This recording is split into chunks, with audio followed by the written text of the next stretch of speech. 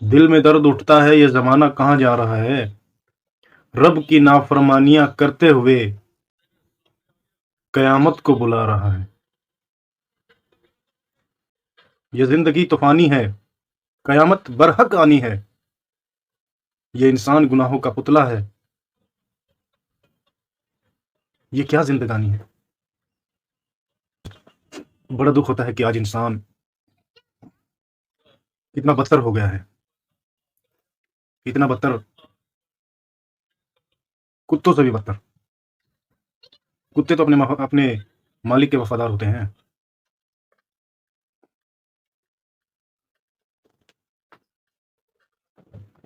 ارے کتے تو اپنے مالک کے وفادار ہوتے ہیں، لیکن انسان کتے سے بھی بدتر ہو گیا۔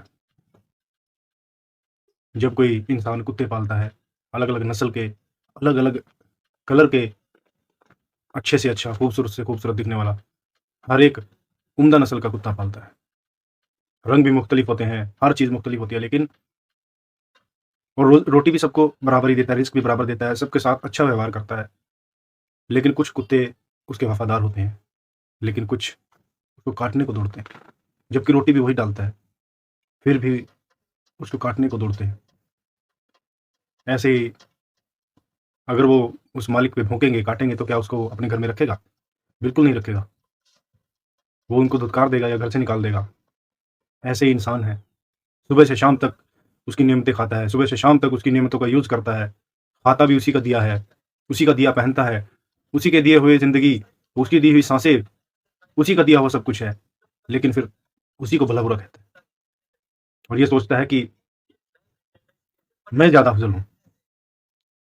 لیکن انسان کو غور کرنا چاہیے کہ اس دنیا کو چلانے والا، اس کائنات کو بنانے والا بھی تو کوئی ہوگا، جس نے پوری کائنات بنائی ہے، کوئی تو ہوگا اسے بنانے والا۔ جب انسان گناہ کرتا ہے اور جب وہ گناہ کے بعد توبہ کرتا ہے، تو اللہ رب العزت فرشتوں پہ فخر کرتے ہیں کہ دیکھو میرا بندہ، تم مجھے صبح سے شام تک دیکھتے ہو، اسی لیے تم میری عبادت کرتے ہو، اس نے مجھے نہیں دیکھا، اس کے دل میں یقین ہے کہ کوئی مجھے بنانے والا ہے، کوئی ہے جو میں گناہوں پر مجھے سزا دے گا، اسی لیے یہ مجھ سے توبہ کر رہا ہے، یہ معافی مانگ رہا ہے۔ تو اللہ رب العزت فرشتوں پہ فخر کرتے ہیں کہ بن دیکھے یہ میری عبادت کر رہا ہے۔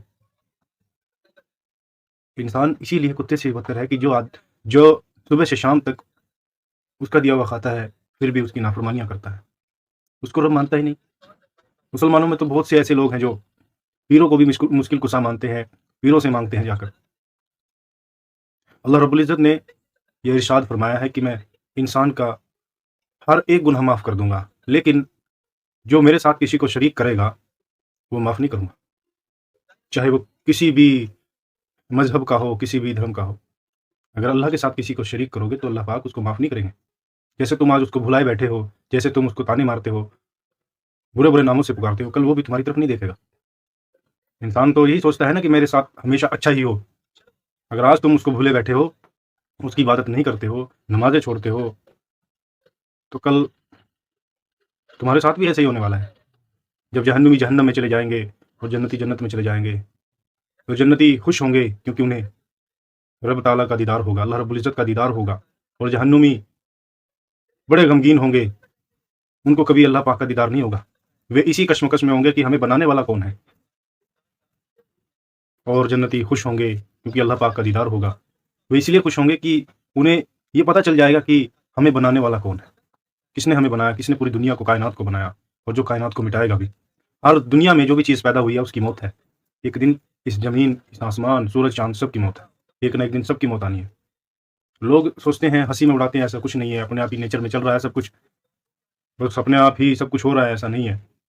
اپنے آپ سب کچھ ہوتا تو پھر انسان کو کچھ بھی بنانے کی ضرورت نہیں ہوتی، کوئی نہ کوئی ہے جو اس پوری کائنات کو بنانے والا ہے، چلانے والا ہے۔ پھر انسان کے دل میں یہ خیال ہوتا ہے کہ اس رب کو بھی تو، اللہ کو بھی تو کسی نے پیدا کیا ہوگا۔ نہیں، یہ پیدا کرنے والا سسٹم صرف انسانوں کے، جنوں کے ساتھ ہے، فرشتوں کے ساتھ ہے، جو بنی ہوئی چیزیں ہیں ان کے ساتھ ہے۔ اللہ پاک ٹائم سے باہر ہے، جس نے ٹائم بنایا وہ ٹائم کے اندر کبھی رہ ہی نہیں سکتا، اس نے ٹائم کو بنایا ہے، نہ کہ ٹائم اس سے پہلے ہے۔ سب کچھ بعد میں ہے، پہلے وہ ہے، اسی نے سب کچھ بنایا ہے، نہ اس کا کوئی باپ ہے، نہ ماں ہے، نہ اس کا کوئی پریوار ہے، وہ ہر عیب سے پاک ہے، ہر چیز سے پاک ہے۔ اسی لیے میرے بھائیوں، تھوڑا سا دل میں، دماغ میں یہ بات تو ڈال لو کہ کبھی تو ہمیں، جس نے ہمیں دنیا میں پیدا کیا ہے، कभी तो उसके सामने जाना है। बहुत से लोग सोचते हैं हमें नहीं जाना है, हमें कोई नहीं उठाएगा, लेकिन एक दौर ऐसा आएगा कि उस दिन सब मान लेंगे। आज कोई नहीं मानता, लेकिन एक वक्त ऐसा भी आएगा कि उस दिन सब मानेंगे, 101% मानेंगे। बहुत से लोग मुझे देखकर ये भी कह रहे हैं कि बेवकूफ़ है, पागल है, पता नहीं क्या-क्या बौक रहा है, पता नहीं क्या-क्या कह रहा है। लेकिन उस वक्त जो मुझ पे हँस रहे हैं अभी या हँसते हैं, कल हम उन पे हँसेंगे। दुनिया में अगर इंसान तरक्की करता जा रहा है, तो ये भी उस रब की तरफ से ही है। अगर वो इंसान को दिमाग ना दे, तो इंसान कुछ भी नहीं कर सकता। उसी ने ही इंसान को दिमाग दिया, और ये आज जितने भी दुनिया में काम हो रहे हैं, जितनी भी साइंस टेक्नोलॉजी कर रहा है सब कुछ, ये उसी का दिया हुआ है। और इसकी भी एक हद है। सिर्फ साइंस दुनियावी चीज़ों पे सर्च कर सकता है, इससे आगे कुछ भी सर्च नहीं कर सकता। साइंस से कभी भी फरिश्तों को नहीं देखा जा सकता, साइंस से कभी भी मौत को नहीं देखा जा सकता, साइंस से कभी भी सांस को नहीं देखा जा सकता, और साइंस से कभी भी उस मालिक को नहीं देखा जा सकता जिसने समय को बनाया है, उसको कभी नहीं देखा जा सकता। जब तक दुनिया में इंसान जिंदा है, अपनी आंख से कभी भी रब को नहीं देख सकता। जो ये कहते हैं ना कि हमें रब को दिखाओ, हम देखना चाहते हैं, वो इस दुनियावी आंख से कभी भी उस मालिक को नहीं देख सकता जिसने उसको पैदा किया है। मरने के बाद की जो ज़िंदगी है, आखिरत की ज़िंदगी, जिसको स्वर्ग और नरक यानी कि जन्नत और जहन्नुम की ज़िंदगी बोलते हैं, अगर उसमें भी अल्लाह चाहे तो इंसान देख सकता है अल्लाह पाक को, वरना कोई नहीं देख सकता। वो एक शाख की तजल्ली है जिसको देखना नामुमकिन है। अगर उसने जरा सी भी झलक इस दुनिया में डाल दी, तो ये लड्डू की तरह फूट जाएगी। ये उसकी ताप बर्दाश्त नहीं कर सकती। जिसका बनाया हुआ सूरज इतना गर्म है, तो ये सोचो वो क्या चीज़ होगी।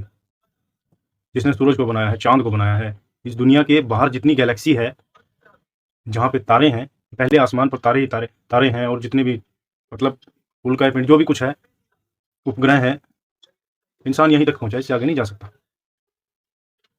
इंसान क़यामत ही आ जाएगी मगर पहला आसमान कभी पार नहीं कर पाएगा।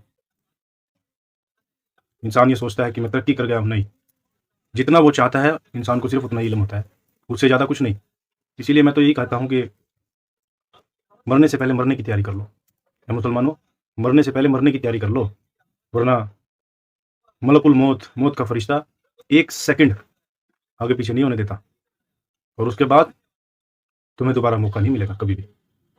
इसीलिए अपने रब को पहचानो, उसकी इखलास के साथ उसकी इबादत करो। दुनिया क्या कहती है उस बात को मत सोचो। दुनिया तो शैतान के फितनों पे चलती है। शैतान तो यही चाहता है कि मैं ज़्यादा से ज़्यादा लोगों को जहन्नुम की आग में लेके जाऊं,